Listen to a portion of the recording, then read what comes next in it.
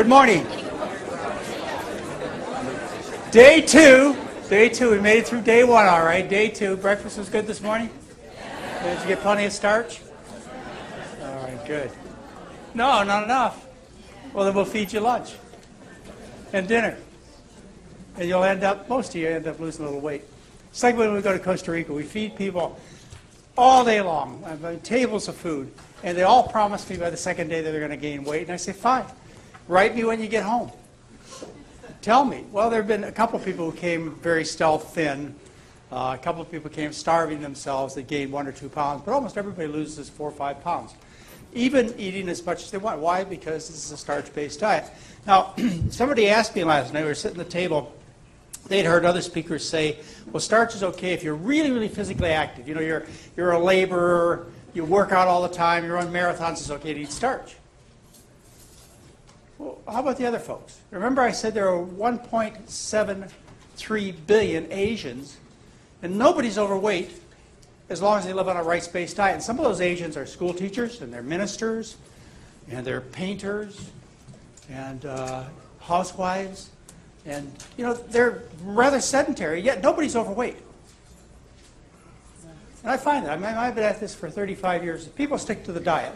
They stick to a starch-based diet. They stay trim. I mean, if you want to really look good, I mean, like rippling muscles and not a layer of fat on you, you got to put some work into it. But if you just want to look like a regular person, maybe with a little bit of storage for some time when you do get sick, you know, an extra 3, 4, or 5 pounds, all you have to do is eat the food. Folks, it's the food. I promise you it's the food.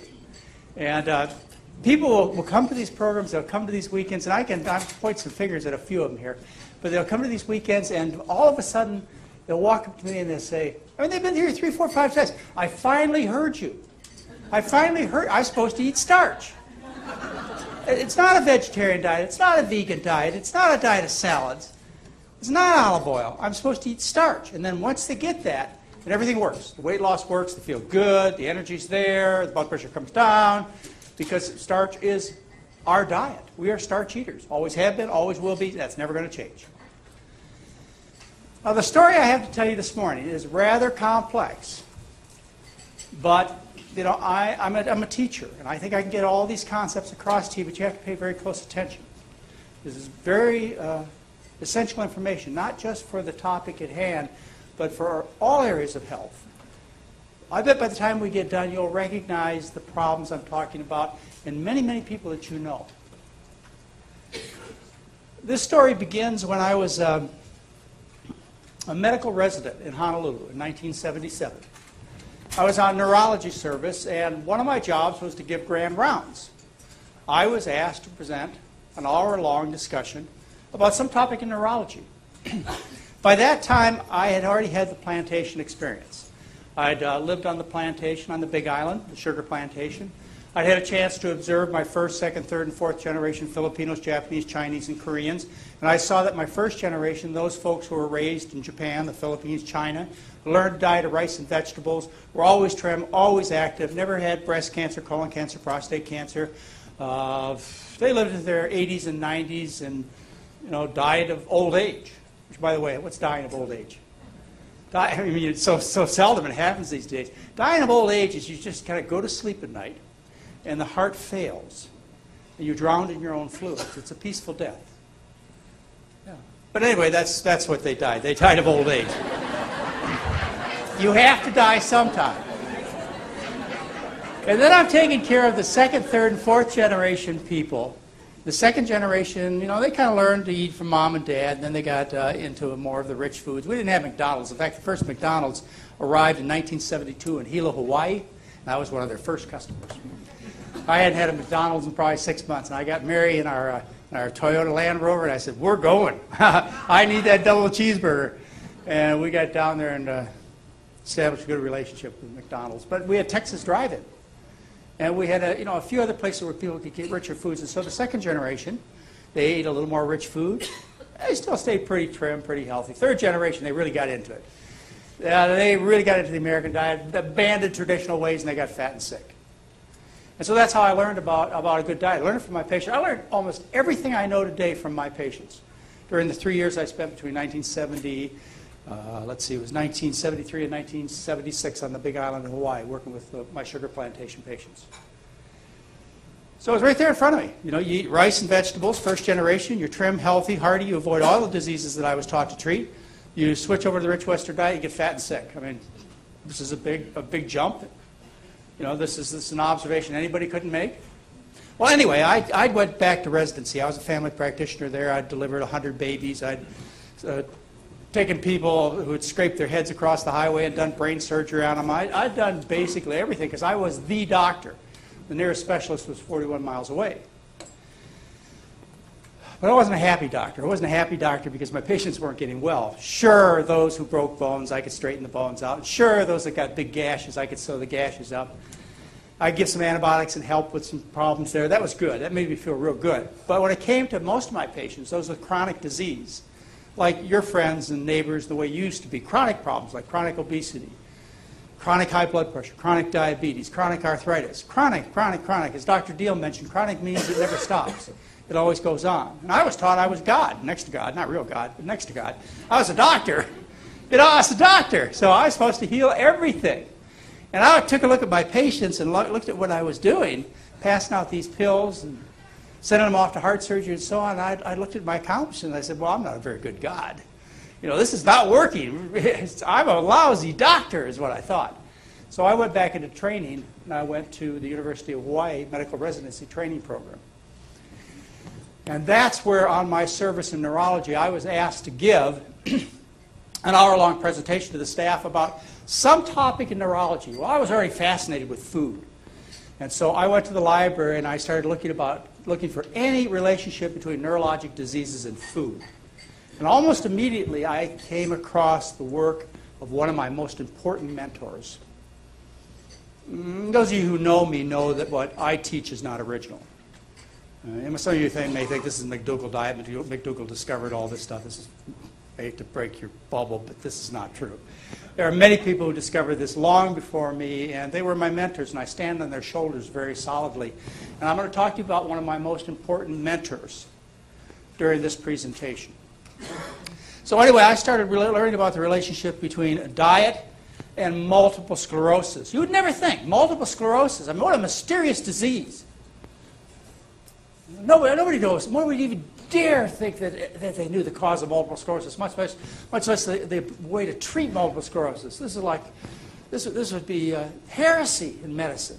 You'd be an instant quack if you made that kind of association. Multiple sclerosis, you may have heard the term, you may not know what it is, but I'll tell you more about what it is in a minute. So I came back to my instructor and I said, I'm going to do a presentation on diet and multiple sclerosis. And I gave an hour-long presentation on diet and multiple sclerosis, based on primarily the work of my mentor that I'm going to talk to you about in just a minute. Got done with that presentation and asked for questions. One question was, well, how do you know that you're not saving these people from heart disease? How do you know that they're saving them from multiple sclerosis? You couldn't be just saving them from heart disease. You see, when multiple sclerosis patients eat a healthier diet, they live longer. That was the only criticism. I said, I'll take it. What do I care what I save them from? Fact is my patients, you know, the patients treated by my mentor were living phenomenally long, a normal lifespan. When other multiple sclerosis patients were dying very young, and I'll show you how fast they die. So, yeah, maybe I was saving them from heart disease or type 2 diabetes or breast cancer or so on, but with that kind of diet, the kind of diet I'm teaching you, definitely they are saved. All right. Let me take you to another chapter in this story. About 6 years ago, Mary and I set up a 501c3 tax-deductible corporation. It's the McDougall Research and Education Foundation. And there are people in this room that have generously donated to that foundation. And we raised over $700,000. And it's still growing. And by the way, remember the money I saved you last night? I saved you $4,000. And then I gave you $1. And then Hans Deal told you how to get off all your expensive medication. Now you got all that money. And then when you learn about vitamin supplements and how they kill you, you got all that money. You wonder what to do with that money? It's called the McDougall Research and Education Foundation. You just send it. You know, we'll even come pick it up because it's going to be so much.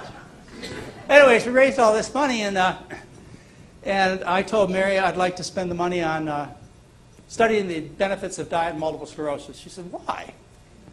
She says, you know, there aren't very many people with multiple sclerosis, maybe 350,000 people in the U.S. with MS. Let's pick something big like heart disease. You know, even arthritis. Well, I already did a study on arthritis and diet, I told her.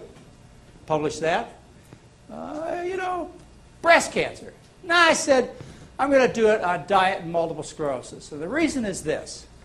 I want to take the biggest rock I can find and I want to throw it at the biggest picture window in town. And when that glass shatters, it's going to wake up every doctor in the country. Because if I can stop multiple sclerosis with a simple diet of potatoes and rice and corn, then they're going to say that kind of diet can stop anything. So that's what I decided, Mary and I decided to do, is to dedicate our primary research dollars to treating diet and multiple sclerosis. And I teamed up with Oregon Health and Science University. Oregon Health and Science University is the medical school in Oregon. But that's too long of a name, so I call it the Medical School in Portland. Happens to be where my son right now is in residency training at Oregon Health and Science University. So we started to study about 4 years ago. This saga has an end and it has a beginning. The end of the saga is when my mentor died. He died November 16, 2008. His name was Roy Swank. Roy Swank, MD, very famous man because of other things that he had done, but also because of multiple sclerosis. He died at age 99. He was my friend, as well as my mentor. I got to know him by traveling through Portland, many times selling books. I was a book salesman for a long time, and I'd have to go to TV shows and radio shows and sell my books. And every time I did, I'd stop in to see Dr. Swank. And we'd just sit and talk in his basement. And he'd tell me about his life and his work, his research, and so on. And I was eventually invited to, when the Multiple Sclerosis Society honored him, I was invited to give the keynote address for that particular evening. And I met lots of his patients. I met several hundred of his patients. And so I knew him for a long time. Well, he died at age 99. Before he died, we actually signed a legal agreement.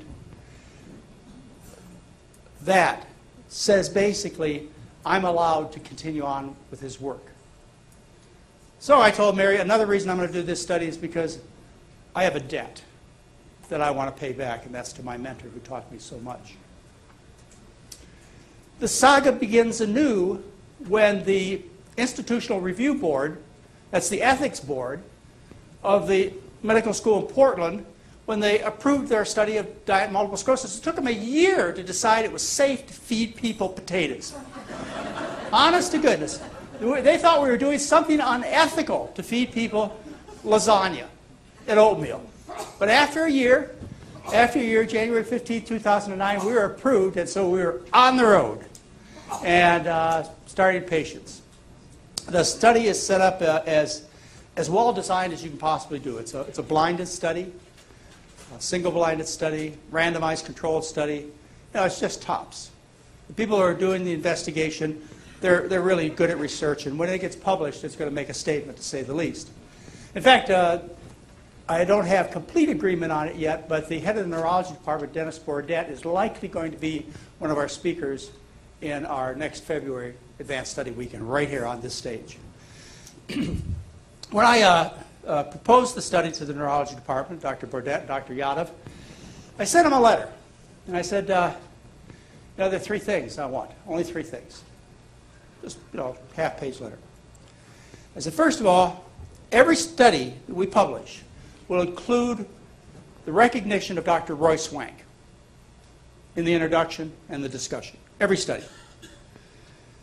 Number 2 is I get to educate all the patients. Because that's the failing of most dietary studies, is the educators teach wishy-washy diets, Eat a little chicken, a little skim milk, cut down on your desserts. Nothing's going to make any difference. And that's why the dietary studies usually don't show anything. I said, I'm going to teach them. And I'm going to teach them right here at this facility. And so people sign up for the study. It's a randomized study. You get a flip of the coin, essentially, as to whether you're going to continue to eat the Western diet for another year or you're going to come here and get educated. Now, after a year of being, eating the meat and the cheese and so on, then you can come here and we'll teach you the diet. We actually had a lady in the last program who was in tears when I gave this lecture. She was so upset that we'd allow her, knowing what we know, allow her to continue to eat the diet that was eating away at her brain for a year because she was in the control group. And I felt for her. And I really do. I have some concerns of this being unethical to do this. But unfortunately, that's what you have to do with a study. You take one group and you make a change. That's a change to this kind of eating. And then you let the other group continue in their ways. And that's what we've been doing for a year with these people, over a year. And then the third thing I said to Dr. Bourdet is this. My name will not appear on that paper, any paper published. In the methodology, you'll tell them what they did, but you will not have my name in the title. The reason is if my name's in the title, people will look at the paper and they'll go, oh, well, those McDougall diet crazy things. That's not going to happen. This is too important to work. I don't think anybody's ever refused to be principal author on a paper before. But I did for those reasons, because I want it done. I want it done right. I want to throw the biggest rock I can find at the biggest window in town. Dr. Swank. Dr. Swank, when I was, I was 12 years old, he wrote this in a book. He wrote, gluttony and chronic degenerative diseases have been linked in the minds of both laymen and scientists for many years. The saying, to dig your grave with your teeth, probably has its origins in antiquity, but in the prosperous areas of the Western world during the past few decades, the maxim has taken on real and tragic meaning. It's 1959. That's 50 years ago. This is no new knowledge. Dr. Swank knew all the things that I know. Multiple sclerosis. Exciting disease if you get multiple sclerosis. One day you may wake up and an eye doesn't work. Next day you may wake up and you can't hold your urine. A few months later you might wake up and your bowels don't work. Another month or two later you might wake up, leg doesn't work. You never know what's going to happen. It's like an inexpert marksman stood back and shot at your nervous system. Now, wherever those bullets hit, a piece of the nervous system goes. The damage is horrendous. There's a little healing that goes on after the damage, but by and large, what you're left with, like after any injuries, you're left with scar tissue. And you can see that scar tissue when you do tests. When you do MRI tests, you can see scars, like this little hole here, this little hole here. You see these scars. These are called plaques. We do some contrast material with them too, so you can enhance these plaques. So you can see where the nervous system is attacked. And wherever it's attacked, whatever that nervous system supplies is out of function. And a lot of it stays permanently out of function. Now, doctors like to divide things. They like to divide things and name things. Like, for example, if you've got arthritis, the doctor will work really hard to put you in a box. And have a few tests here, a few tests there, and if you pass those tests and fail those tests, you put in different boxes. Like if you have positive rheumatoid factor, you have polyarthritis, you have elevated sedimentation rate, they'll call you a rheumatoid arthritis patient. If you have a positive ANA test, they'll put you in a box called lupus. So they put you in all these little boxes. You go, oh, thank God, doctor, you know what's wrong with me. Yeah, we know what's wrong with you.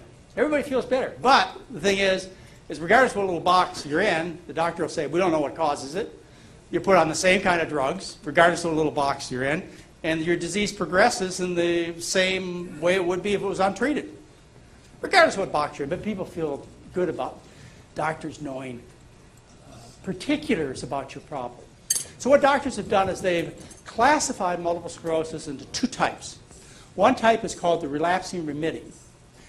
That means you have attacks, and then you seem to heal a bit, and you seem to be better. Another type is just progressive multiple sclerosis. You just keep going downhill, downhill, downhill. Well, really, they're the same disease. It's just that those with the progressive disease skip the relapsing remitting phase. And those in the relapsing remitting phase, they just go on to progressive disease in a large number of cases. It's the same problems. But by distinguishing, I guess it gives the doctors and the patients a sense that we really have a handle on this. It's one disease, multiple sclerosis. The treatment, let's talk about the treatments for a minute. This borders on criminal behavior, what goes on here. This is probably one reason I shouldn't have my name on the scientific paper. Because when I say things like that, not only do people get upset about my behavior of eating a vegetarian diet, but they're also concerned about their pocketbook when I talk about the treatment of multiple sclerosis. Let me show you the best that they can do. The best they can do with the drugs. There's several drugs used. Bear Shearing Pharmaceutical, this is their test. They paid for it. This is their drugs, which are interferon, beta interferon. The absolute advantage for slowing disability with the use of the most popular medication, which is beta interferon, is clinically small. 8% reduction in disability in 3 years. 8%. And that's like 2% a year compared to people who don't get the drug. That's the best. I'm showing you the best. Okay? Now let me show you what really goes on. This is a report that was just published 2 months ago. It was published in the British Medical Journal. It was about the scheme. I didn't make up the name. It's about the scheme. Okay? The multiple sclerosis risk sharing scheme. I mean, don't you just love that? Scheme? Scheme? I love it, scheme, but that's what they called it. In 2002, the National Institute of Health and Clinical Excellence, which is the overseeing body for medical care in the United Kingdom, they said, we're not going to pay for multiple sclerosis drugs because they don't work and they hurt patients and they're costly. Costly? I mean, these drugs cost $30,000 a year just for the drug. So they said, we're not going to pay for it. Well, the doctors got upset, the patients got upset, drug companies got upset, everybody got upset. And so the National Institutes of Health and Clinical Excellence, the group says, okay, we'll make a deal. It's a scheme. The scheme is this. We'll pay for the drugs based upon their value, based upon their benefits. So they followed the patients treated with these drugs, Gladavir and beta interferon. They followed these patients until 2009. This started in 2002, until 2009. And then they got the reports together and finally made the statements 2 months ago about what was going on. And what they discovered is that the patients taking the disease-modifying treatments had acquired more disability than an untreated historical control group. In other words, they compared those that got the drugs and those that didn't. Those that got the drugs did worse. So the National Health Service said the manufacturers would need to pay the National Health Service to use the drugs. That was the agreement.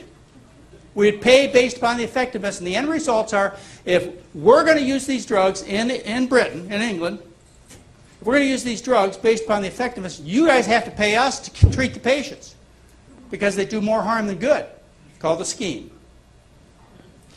The use of medications in the United Kingdom, these kinds of drugs are used in 10 to 15% of the patients. In the United States, 55 to 70% of the patients are on these useless, harmful, expensive drugs.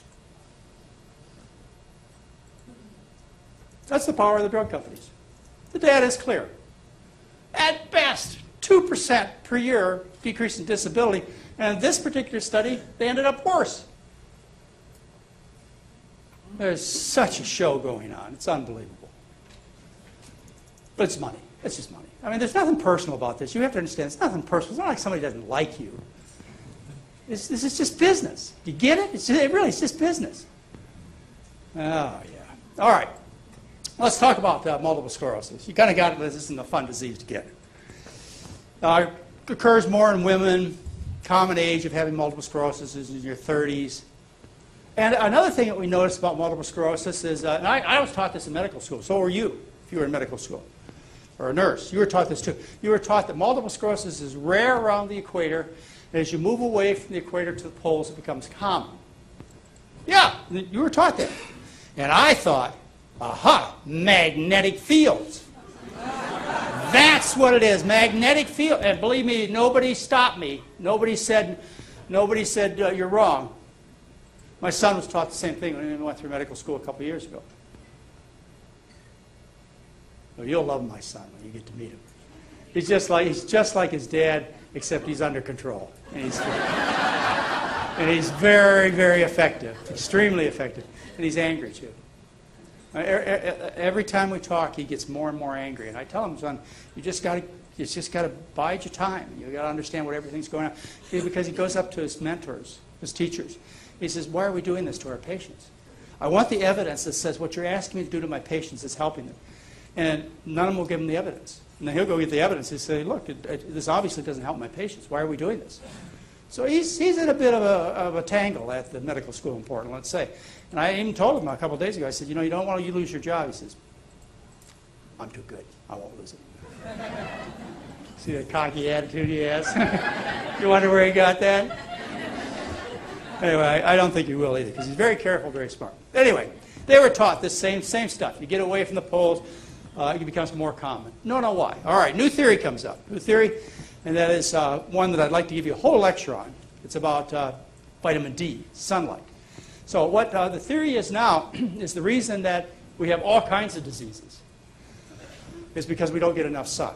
Now let me just make a quick statement about this. It's very, very, very important you get sunshine.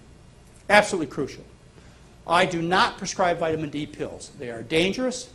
They are ineffective. What people need is sunshine. Crucial. But the theory is, when it comes to multiple sclerosis, is because it's rare around the equator, it's vitamin D that makes a difference. Which, of course, we're talking about sunshine. Vitamin D is a sunshine vitamin. But that translates into medication, always. You know, you get an idea, it translates into drugs. Why? Well, obviously, there's money in drugs, and people don't want to go out in the sun. They'd rather take drugs. It doesn't work, just like the other things. You know, you take statins. Well, my cholesterol's down, and I didn't have to change my diet. Okay, so here we go. So low vitamin D levels, they say, as we go up north and south, that's why we get multiple sclerosis. Treating multiple sclerosis with vitamin D has never been shown of any benefit. It's a loose theory. It's really a theory that just supports a confounding factor. This confounding factor is very important for you to understand.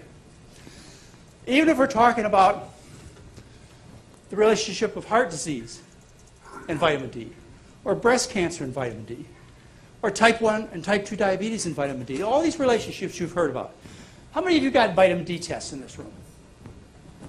Hey, I don't know, 30. How many of you passed it? 2. Well, it does mean you need to get more sunshine, but the test is really, as far as I'm concerned, designed to sell drugs. But anyway, so as you move away from the equator, you get less sunshine, and it's also associated with more of all of these diseases we talked about, including multiple sclerosis. It's because of a confounding factor, and that's this. As you move away from the equator, you change your diet. People who eat in this area of the planet are on starch-based diets. I know that's changing.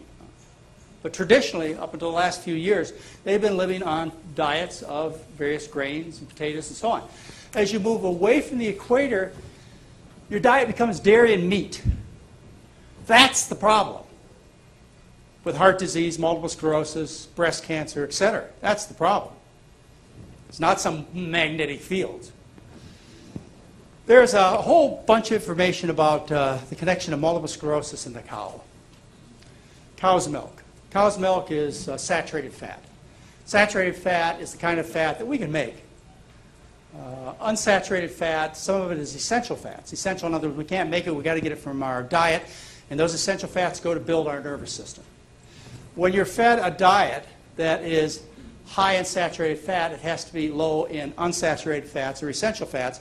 So you're basically raised on a diet deficient in essential fatty acids. So you can't build a strong nervous system because you don't have the components in your food. Like when you're raised on infant formulas or cow's milk as a little baby. These are essential fatty acid deficient diets. So you lay the foundation in your myelin, which are the sheaths that cover your nerves. You lay a poor foundation, a poor structure in there, and then something happens later in life. It could be a virus, could be an autoimmune reaction, could be a circulatory reaction. Something happens. We know that multiple sclerosis lesions are perivascular. If you look at the pathology, you look at the brain of somebody who's had an MS attack, the injury is right around a blood vessel. So something in that blood vessel that's taking place. And it takes place on the foundation of a deficiently developed nervous system because little kids are raised on cow's milk. All right, Dr. Swank, let's get back to him. Dr. Swank wrote this paper in 1954. How old? I was 7 years old. This is the classic paper on multiple sclerosis. Let me just read the title. Intervascular aggregation and adhesiveness of blood elements associated with alimentary lipemia and injection of large molecular substances. All right, what does that mean? That means if you eat fat, your blood sticks together. Yeah. And I just want to lay a little foundation for you here. What happens, Dr. Swank's theory of how multiple sclerosis attacks occur is this. When you eat a high-fat diet, and this means vegetable fat, animal fat, a high-fat diet. In his case, it was mostly animal fat that he was focused on, saturated fat. What happens is all that fat gets into the bloodstream, and it coats the blood cells. Now, blood cells, they have a negatively charged membrane, so that like magnets, when you put the negative poles together, they repel each other. Same pole together, they repel each other. So they have these charged membranes. When one blood cell approaches the other, they bounce off. They don't stick together. Otherwise, the blood would have a hard time circulating if you didn't have this natural repulsion. When you eat fat, what happens is the fat coats the cells so that they lose this ability to repel, and so they stick together and clump, they aggregate. And big aggregations, that's what he's talking about. He's talking about the aggregation of blood elements due to fat, lipemia. 1954, he wrote this. All right, let's see if you can hear this. Listen carefully. Pay close attention. I would like you to meet Dr. Swank. Early in the early 50s, because we became interested in fat in this disease, we started studying the effect of fat on the circulation.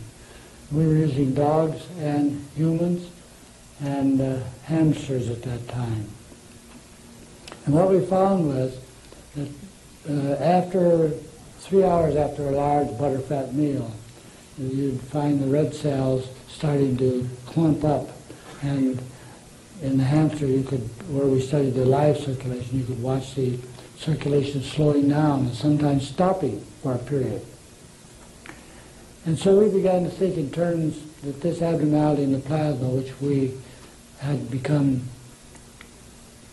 suspicious of being present, we began to think that there must be something which is missing in MS, or which is abnormal in MS, which prevents this clumping, and that this clumping in MS causes damage to the capillary system of the brain, and this destroys what we know as the blood-brain barrier.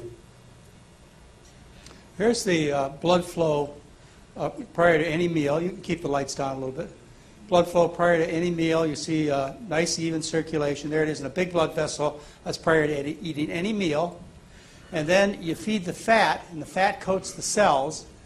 And after the fat coats the cells, they can't repel. Instead, they stick, form clumps. This is called rouleau formation. You see the sludging of the blood. This takes place in every capillary in the body. The oxygen tension in the blood drops by 20%.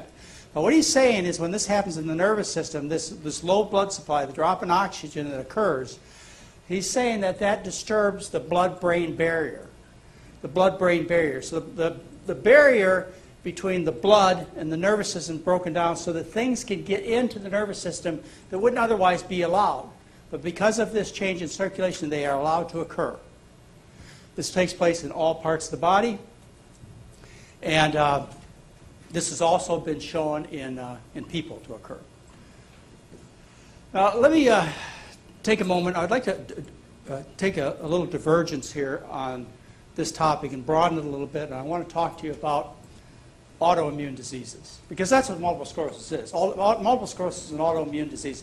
It's where the body attacks itself. And because of the breakdown of the blood-brain barrier, things, and those things are antibodies, are allowed to get into the nervous system and attack parts of the nervous system called the myelin. But this happens with many, many other diseases, and that's why I want to make this a generalized discussion for you. Your gut is small intestine, is very long. Let's see, it's probably about 20 feet long. And to make absorption of nutrients very effective, the intestine is folded to give you a larger surface area. And these are called villi. You can see them under a microscope. This is the wall of the small intestine. And if you notice, these villi have one cell here, coating all these villi. Okay? And then after whatever it is in the gut, this stuff, food, whatever is in the gut, after it goes through this one cell, then it can get into the bloodstream. This cell layer is extremely important, and it's very smart. These cells are so smart that when you eat, it can determine that the proteins that you eat should be allowed to get into your body to provide for your protein needs. But the proteins you eat, like that are bacteria or viruses, it can tell those are bad proteins and it won't let them into your body, normally and naturally. It can discriminate amongst various kinds of proteins. These cells are so smart. They determine how many minerals get into your body. For example, if you eat a low-calcium diet, there's no such thing as a too low-calcium diet because no one has ever developed dietary calcium deficiency based on a natural low-calcium diet. It's never happened. You eat a lower calcium diet, say potatoes and rice and corn, and you skip the milk and the Tums. Those cells they get very smart. They know there's something going on there. They know they got to be more efficient. They just absorb more calcium. You do something stupid, like take a handful of Tums and drink glassfuls of milk, those cells will block that calcium so it doesn't get into your bloodstream and doesn't calcify your soft tissues like your heart and your kidneys and your muscles, and you die. That's how smart those cells are. That one cell layer. Those cells are so smart that if you develop iron deficiency anemia, they will know your body's deficient in iron, and it will increase the absorption of iron up to 20% of the iron you eat will now be absorbed because those cells know the body needs more iron. Otherwise, if your iron's sufficient, those cells will not allow that iron into the body. If the iron got into the body at its own free will, it would deposit in your kidneys, or excuse me, in your liver and your spleen. You get hemosiderosis, and you die. You die from iron intoxication. That's how smart those cells are. Life or death. What happens is this, is those cells get injured. They get injured by the foods that we eat. They get injured by the drugs we take. They get injured by viruses. And what happens is a whole layer of these cells will be denuded, will be missing. And so you don't have cells to make this discrimination. And then what happens is substances can leak through into the bloodstream without the knowledge and the discrimination of these blood cells. This is called a leaky gut. A leaky gut. One of the more common ways to get a leaky gut is to take non-steroidal anti-inflammatory drugs, Advil, Motrin. You take these kinds of drugs on a regular basis. It can take up to 4 months to grow this barrier back. Of course, the standard treatment for autoimmune diseases like rheumatoid arthritis is to take non-steroidal anti-inflammatory drugs. Yeah, okay. All right. Let me just kind of tell you how you might think about this. Remember drinking a hot beverage? You drink a hot beverage and it kind of burns, and you feel inside your mouth, and you look in there and you go, oh, it's kind of red. Well, that's that one cell layer that's missing. They say it shouldn't be that painful. It's just a little hot cup of tea. It's very, very painful. It's that one cell that got denuded. So you've got these denuded patches all the way from the beginning of the intestinal system to the end, but primarily this is all taking place in the small intestine. All right. So the first step in creating an autoimmune disease is to destroy some of these cells by what we eat, viruses, toxins, drugs that we take, and so on. When foreign substances get into the bloodstream, this is the bloodstream right here. Foreign substances get in the bloodstream, the body attacks these foreign substances. Like virus coats. This is a virus. A virus coat. It attacks it by the lymphocytes making antibodies, and this is how we represent antibodies.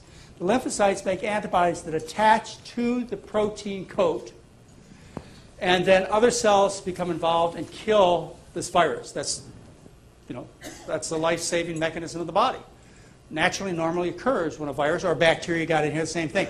It would make the lymphocytes would make antibodies against the bacterial wall coat. And other cells would come in and attack and kill those foreign invaders. That's what's supposed to happen. These are foreign invaders invading proteins. Well, if you have a leaky gut, in other words, that one cell layer has been destroyed in your gut, then proteins can get into your bloodstream that shouldn't be there. Like, for example, beef protein can get in there. Cow is not supposed to be running around in your bloodstream. And when the body sees cow running around in the bloodstream, what it says is this is a foreign substance. This could be a bacteria. This could be a virus. Must make antibodies against it, and so it makes antibodies against the cow beef proteins. It happens with pork. Happens with most animal foods. Well, it may happen with plant foods too, but it's not very rare, not very commonly. Even if it is, it's not really important, and I'll tell you why it's not important in a second. Same thing with milk products. Milk products is particularly notorious. The beta-casein protein in cow's milk is very notorious for causing these kinds of reactions where the beta-casein from the milk leaks through the leaky gut, gets into the bloodstream. The body says, hey, this is a virus. I got to make an antibody against it. All right, now here's where the problem comes. The body makes antibodies against beef, pork, dairy proteins. And these antibodies that it makes against these proteins, they find similar proteins in our body. The process is called molecular mimicry. Mimicry as in copy. They find similar proteins. Like, for example, this antibody attacks a segment on beta-casein, 17 amino acids that we've identified. 17 amino acids on this beta-casein. It takes, and this is like a key in a lock. It comes and attacks it. The milk protein stimulated that reaction because it's a foreign protein. It's not supposed to be in there. So it stimulated that reaction to cause the production of very specific antibodies that fit like a lock and key right into that section of beta-casein. Milk is animal. Beef is animal. Pork is animal. People is animal. See? We have similar proteins in our body. So what happens is this. There are similar proteins that you would find on the beta-casein molecule of the milk that are present in cells in the pancreas. This is the pancreas. And part of this pancreas is made up of cells called beta cells. These are insulin-producing cells. And as a result, when these foreign protein, or these antibodies are made against this foreign protein, beta-casein, they find these same proteins, in this case, these same 17 amino acids on that pancreas, and they go and they attack that as if it were the cow's milk, that foreign substance. Molecular mimicry. Mimicry, copy. It's a copy found here that's also on the foreign protein, the milk. And so the antibodies attack to these insulin-producing cells, and they kill the cells. It takes about 3 to 5 years in general to kill enough cells in the pancreas so that the patient becomes type 1 diabetic. And by the way, type 1 diabetes is termed childhood diabetes, but actually half the people get this disease after the age of 18. So adults get type 1 diabetes too. We're dealing with all kinds of problems. There are all kinds of autoimmune diseases, and they work by a similar mechanism, molecular mimicry. There's problems like ankylosing spondylitis, Crohn's disease, dermatomyositis, that's where it attacks the bones and the skin, type 1 diabetes, inflammatory arthritis. We've identified the proteins in the cartilages that look exactly the same as the proteins in the cow's milk. We've identified proteins in our artery walls, in the lining of our artery walls, the intima, that also are represented in the cow's milk protein. So somebody's got heart disease, worried about dying of a heart attack, had a heart attack, had an angioplasty, et cetera. They say, okay, I'm going to fix this. I'm going to give up the fat. I'm going to just go to skim milk. Well, skim milk is all dairy protein, a little lactose. So you're still eating all these dairy proteins. So the dairy proteins come in. You've got a leaky gut. The dairy protein goes into the bloodstream. The body makes antibodies to a segment of the dairy protein, a segment of amino acids on that dairy protein that's also represented on the intima of the artery lining, and it goes and attacks that artery lining. The people with the worst atherosclerosis, the rottenest arteries, if you measure the antibodies in their blood against cow's milk, you find they have the highest levels of antibodies to cow's milk in their blood. So you got to give up skim milk too. That's what I'm trying to tell you. Lupus, multiple sclerosis, we're going to talk about more. Pernicious anemia, polymyositis, psoriasis, psoriatic arthritis, rheumatoid arthritis. Now that's where it attacks the joints. That's why Phyllis Hayfie, she just changed her diet. And what happened initially when she changed her diet is the cow milk proteins stopped going into the bloodstream, so she stopped making antibodies against the cow milk proteins, which were attacking her joints. And then as time went on, her leaky gut healed, especially after she stopped the Motrin, Advil, and other non-steroidal anti-inflammatory drugs that she was on.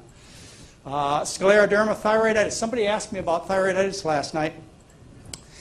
Thyroiditis is called Hashimoto's thyroiditis. Japanese guy named Hashimoto in 1917 described it. That's why its name's associated with it. Every doctor you see, if you're going with low thyroid, every doctor you see will say you have autoimmune thyroiditis. And they can find antibodies to the thyroid in your blood, and they do measure them often. Everybody knows this. This is nothing that is a particular knowledge of mine. Every doctor you see will tell you the same story. You have autoimmune thyroiditis. Your body is attacking your thyroid. And you say, why is the body attacking my thyroid, doctor? Why do I have these antibodies against my thyroid, doctor? Now, I have to tell you, for the next few sentences, I'm making all of this up. Everything else I've told you is all solid science, but I'm going to make this story up for you. Why would the body attack its thyroid gland? Well, it needs to come in contact. The foreign protein from the food needs to go through this leaky gut into the bloodstream. The body needs to see this foreign protein, this foreign thyroid protein, and make antibodies against the foreign thyroid protein. It can't be too foreign. It's got to be like an animal thyroid protein. And it makes antibodies against this animal thyroid protein. And once it makes its antibodies, it goes around looking for that animal thyroid protein, but in the process it finds human thyroid protein, it attacks it, and kills it. Now, where would you get animal thyroid protein? Where do you get that? Hot dogs? Lunch meats? I mean, what are these things made of? This is the waste of the slaughterhouse. They take the tails and the vaginas and the scrotums and the lips and the thyroid glands, and they grind them all up, and they put them in these lunch meats and hot dogs. And so you eat these things. And so you eat these foreign thyroids. They're foreign. They're from a pig or a cow. The body recognizes them foreign. It makes antibodies against these proteins. Those same segments of amino acids that are on that foreign protein are also represented on your thyroid. 40% of women in middle age have Hashimoto's thyroiditis and are hypothyroid. This is a common thing to do. Okay, that's the end of the made-up story. But I think that really is true. Ulcerative colitis, uveitis, where they attack the eye, vitiligo, where you lose the pigment in your skin. These are all autoimmune diseases. And they all occur by similar mechanisms. Glomerulonephritis, that's another one I didn't put up there. That's where the body attacks the kidneys. When it comes to multiple sclerosis, we have a myelin sheath. This is the nerve. There's a sheath, myelin sheath. It's protein. What happens is foreign proteins, cow milk protein. I mean, that's what's been identified in animal studies. Cow milk protein gets through the leaky gut, into the bloodstream. The body makes antibodies to a segment of that cow milk protein. Dr. Swank told you the blood-brain barrier gets damaged, which is the second step that has to take place, possibly through the circulatory changes that take place. The anoxia, the relatively low supply of oxygen occurs when you sludge the blood. So now the blood-brain barrier is damaged. Now these antibodies that are attacking cow milk protein can get through the blood-brain barrier, and they attack the myelin sheath and kill the myelin sheath. Okay? Multiple sclerosis is an autoimmune disease. Everybody knows that. So what induces the autoimmunity? Well, scientific research. I mean, if you take and you look at type 1 diabetes, which we've done hundreds of studies on, showing that it's caused by cow's milk consumption, you compare all the characteristics, the epidemiology, the geographic distribution, the changes in population, the animal studies. You compare type 1 diabetes to multiple sclerosis, you've got essentially identical disease patterns.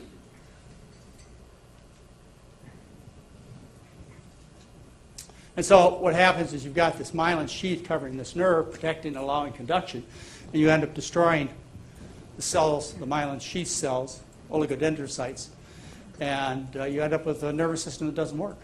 These don't grow back. This is Dr. Swank. This is Donna McFarland, one of the people that I know. I've met hundreds of these patients. Story's always the same. She tells her story. She's one of the star McDougallers. She said her doctor said she was in the top third worst cases I've ever seen. She was diagnosed in 1989. She's in great shape today. This lady's fun. This is Deb Tissack. Deb Tissack, she got MS in 1991. The way it occurred is she had a sudden attack of her nerves to her inner ear, her balance part of her body, the inner ear, the vestibula. And it was such a bad attack that she essentially fell on the floor and couldn't get up. She was so sick that she could not get in a car to go see a doctor for a month. She just had to lay there. And finally, a month later, her husband was able to get her in the car, took her to the doctor. Her family doctor said, "This is way too much for me. You need to go see a specialist." So they went off to the specialist. They saw the neurologist. The neurologist examined Deb, got done with the examination, and asked her husband to come in the office. The guy didn't have the greatest bedside manner, but here's how the story goes. Doctor looks at her husband and her and says, "This is where you are right now. You got this ear problem. You're still walking around. Life's pretty good. You got MS. 5 years, this is where you're going to be. You're going to be in a wheelchair. 5 more years, you're going to be dead or bedridden. There's nothing we can do about it." That's what the doctor told her. There's nothing we can do about it. And that's the course of the disease for at least half the people. So Deb says, "No, I'm not going to take that." She becomes semi-vegetarian in 2000, discovers our diet in 2001, stopped her MS in 2002. There's a picture of Deb now. 2005, she came to the clinic. And here's her MRI scan. MRI scan, we look at those lesions, that random attack by the marksman of the nervous system. You show these lesions. And it says, let's see, compared to March 29 of 2000, the multiple sclerosis lesions in the brain described above are slightly smaller and do not show any interval increase in size. And I have several other patients with a similar story. That's why we started the study. So that's why we're doing the study. And I have to tell you, I can't report the results of the study, but I have to tell you, the people who have been through this program and have changed their diet, they're doing really well. Maybe by February, when Dr. Dennis Bourdette, who's the head of neurology of that medical school in Portland, when he's here standing on this stage, maybe he'll be able to give you some results. Maybe we'll be able to start reporting some results by then. All right, so Multiple Sclerosis Society and neurologists and so on, they teach you a well-balanced diet. That well-balanced diet, the American diet, maybe a little more of it, maybe a little less of it. They teach you the American diet, and what the results are this, and nobody likes to hear this. I get fights from patients. I get fights from doctors. I got a fight from Dr. Bourdette when I said it. But this is what the research says. And every time we get in this argument, I just lay the papers down in front of them. I say, well, what do they say? The research says that if you get multiple sclerosis, no matter what treatment you give, I just told you the drugs don't work. The scheme proved it. If you get multiple sclerosis, the risk of being able to walk unassisted, wheelchair-bound, bedridden, or dead is 50% in 10 years. All right, so Dr. Swank developed this diet. Let me tell you a little bit about how he developed the Swank MS diet. Dr. Swank, his job in World War II was to study the disease patterns in Western Europe. As Dr. Deal talked to you a bit last night, what was discovered was when people were under tremendous stress, they were being shot by Nazi Germans and gassed and taken away from their families. I just can't imagine how much stress was going on. They got healthier. Much less heart disease, much less type 1 diabetes, type 2 diabetes, fewer new cases of MS. People who had MS stopped having attacks. People with diabetes stopped having complications. They're just, tremendously healthier in this time of great stress. And the reason was, as Dr. Deal told you, is because they had to change their diet. They had to eat, potatoes, and they couldn't eat the butter. They couldn't eat the pork chops. They had to eat the vegetables. So their health flourished. Well, Dr. Swank saw this. He saw it with MS, and they started looking around the world. They found around the world people ate a starch-based diet, like in Japan. There was no MS. Rural China, there was no MS. Places in Africa where they ate a healthy diet, there was no MS. There was none. He went to China. I have this great recording. I spent hours with Dr. Swank, and I was fortunate enough to have a little camcorder, and I recorded it, which is what you saw there a minute ago and what you're going to see again. I recorded some of these, and they're not great technology, but I got them right there. And I know exactly what he said because I have it on tape. He told me he was invited to China. He's a very famous man. Invited by the Chinese government to discover, because he's known as the father of MS, Dr. Swank is, to look at the cases of multiple sclerosis in China. What Dr. Swank told me is he said the Chinese government was able to find 5 cases of MS in the entire country. And he said he doubted, Dr. Swank told me he doubted they were even MS. 5 cases. Well, anyway, Dr. Swank, after the war, he went to Montreal, and he started the Swank diet. What he did is he took people who had MS, they were people with active disease, put them on a diet that was low in fat, total fat less than 40 to 50 grams compared to the U.S. Intake of 150, 175 grams. Saturated fat was really important. Saturated fat is basically animal fat. You're talking about eggs, you're talking about cheese, milk, meat. That's saturated chicken. That's saturated fat. So he dropped the saturated fat down to 0 to 15 grams compared to the U.S. saturated fat intake of 140, 165 grams. Polyunsaturated fat, Dr. Swank thought that giving fish oil was good. And I had this conversation with Dr. Swank many times about why fish oil was good. And he said, well, he thinks that it makes the diet tastier.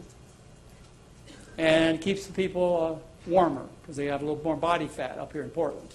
I said, well, does it do anything in terms of the disease? No, it doesn't. It's getting the saturated fat out that makes a difference. So even though when you hear about the Swank diet, you'll hear, well, Dr. Swank feeds some omega-3 fats to these people. Yeah, but not to have any effect on the disease. No limits to starches, vegetables, and fruit. That is the Swank diet. Now, this is real important for you to understand this. What Swank did is he published a paper in 1991 in Lancet where he looked at his patients. He looked at his patients that had been studied for 34 years. He looked at their diet and looked at the progression of their disease, and this is what he found. He found that a difference of 8 grams of saturated fat intake daily resulted in a 3-fold increased chance of dying of multiple sclerosis. All right, just look at that for a minute because I've got some important things to share with you. 8 grams more saturated fat, 3 times more risk of dying of multiple sclerosis. What is 8 grams of saturated fat? If you have 1 sausage a day, that's 10 grams of saturated fat. You increase your risk of dying of multiple sclerosis by 3-fold. You have 1 burger, 3 times the risk of dying of multiple sclerosis. 1 porterhouse steak, 3 times a day, just 1. Oh, let's see, a chicken McNugget, 3 times the risk of dying of multiple sclerosis. A little cheese, 3 times the risk of dying of multiple sclerosis. A little cheesecake, 3 times the risk of dying of multiple sclerosis. No, it's not a lot of this saturated fat you have to eat to change the course of your disease. Or it's not a lot you got to get out of your diet to save your life. All right. Let's talk about some of the results of Dr. Swank's diet. Again, I have had many discussions. I was fortunate enough to record some of these discussions. We talked about the effects of his diet on multiple sclerosis. Remember, any other treatment, within 10 years, half the people are unable to walk unassisted, wheelchair-bound, bedridden, or dead. I don't care what kind of drug you throw at them. I don't care if you spend $30,000 a year treating them. It doesn't make any difference. They're in huge trouble. So what's Dr. Swank's result? Well, Dr. Swank reports with the Swank diet, relapses decreased by 70% in the first year of treatment. Now, pay attention to this because you're going to hear it again. From 1 relapse per year to 0.2 of a relapse per year. And he says then after the first year, there were continued improvements, about 5% fewer relapses per year for the next 2 years. Okay, let's hear what. And he said for the first 16 years of treatment, a low-fat diet, the rate of exacerbation, new attacks, or decline was decreased by 95%. In other words, in 16 years, actually it continued out for 34 years, if you followed the diet, you had less than a 5% chance of getting worse. This involves 5,000 patients. This involves 34 years of research. These patients were placed on diet beginning actually in December of 1948. And as I saw patients, they were added through the years. One of the first things we noticed was a marked decrease in evasation per year per patient. During the first year, there was about a 70% reduction in exacerbations, and in the next 2 years, about 5% each. And we published our first paper along about this time, at which point there was an enormous decrease in exacerbation rate. We've continued to follow the diet for follow the exacerbation rate for 16 years. Came down to a level which was about a reduction of at least 95%, and stayed down there during the 16 years, and it's continued to be that way. So you have a rapid drop in exacerbation rate, and followed then by a very low level of exacerbations going on for years. Well, what comes from this, as I see it, is that low-fat diet is very helpful. It can control the disease. If you start it early, patients can have a 95% chance of preventing disability from developing in patients over a very long period of time, 34 years, provided they follow the diet carefully. If they go off diet for any period of time, like months or so, the chances are pretty good that they will begin to get into trouble. And if they're off diet for a long time, sometimes that trouble may not come on for as long as 5 years, but then when it does come on, it comes on with a vengeance. Okay, well, so why don't people do this? You're talking about spending $30,000 per year on medications that may do more harm than good, according to the scheme, versus eating oatmeal and bean burritos and lasagna. Why don't people comply? It seems like a no-brainer, doesn't it? I asked Dr. Swank these questions. He says, you know, this is in 2004 when we're having a conversation. He says, you know, most people in this country expect to be cured by a pill and to have a cure that is almost instantaneous. With a low-fat diet, the people actually have to work to get better and have to cure themselves. One problem is culture. We are a meat and potato society. Most importantly, there is an economic problem. There is really not much money in a diet. Nutrition has not been taught in medical schools for many years now. So I was in the basement of the building that Dr. Swank works in at the medical school in Portland. One of my visits, you know, as a bookseller. So I was in the basement sitting talking to Dr. Swank. We're having this conversation. And I said, hey, Dr. Swank, I said, you published all these studies. You're basically known as the father of multiple sclerosis. You published books. No one has ever denied that your treatments work. It costs the patient absolutely nothing. They save on their food bill. There's no adverse effects. I said, why is it nobody's recommending this kind of diet? When I say nobody, I mean if you go see, a patient goes see a neurologist and ask about diet multiple sclerosis, the neurologist will poo-poo it. You go to the MS Society, ask the MS Society about diet multiple sclerosis, they say it's unproven. Besides that, you can't do it. It's too hard to do. Why is that? Well, he thinks for a minute. He says to me, John, he says, they didn't discover it. I discovered it here in my little laboratory in this medical school. I discovered it. And so because they didn't discover it, they're not going to tell anybody about it. It wasn't their research dollars. I got mad. I got mad at the messenger. I got mad at Dr. Swank.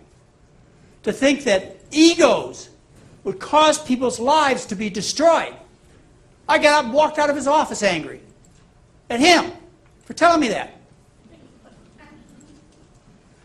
Next weekend, I'm watching 60 Minutes. There's a story in 60 Minutes about the Aeromexico crash over Los Angeles, where this little airplane runs into the Aeromexico jet, and all these people die. And Mike Wallace is interviewing somebody from the aviation industry and saying, well, why can't you tell when planes are getting close to each other? Don't you have any kind of a signaling system, transponders, and things like that? And the guy from the aviation industry says, oh, yeah, we've had these for years. Well, why aren't they in the planes? Well, he says, the FAA is working on their own version of these transponders. He says to Mike Wallace, have you ever heard of NIH? Have you ever heard of NIH? Not invented here. If it's not invented here, it's not important. That's why they're not in the planes.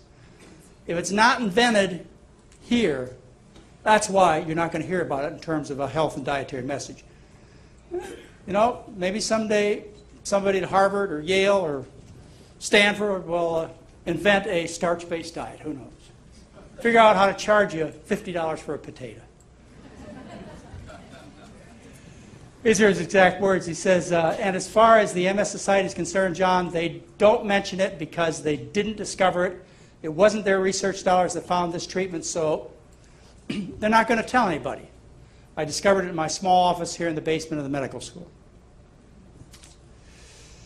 So Dr. Swank's my mentor. He's my hero. He's my teacher.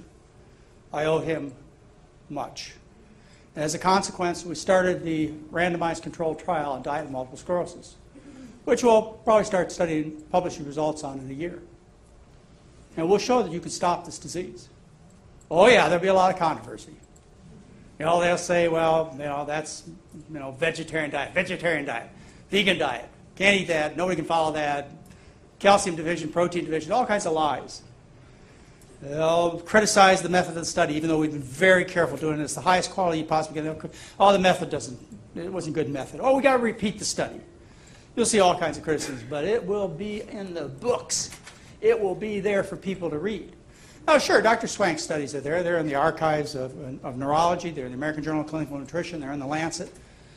They're there. I mean, he's got dozens of studies published showing this, and they've been published over the last 30, 40 years. But they're not randomized control trials. Ours will be a randomized control trial. Who cares? Who cares? We'll just be able to shove it harder down their throats. Something that obviously works and is not obviously true. Thank you.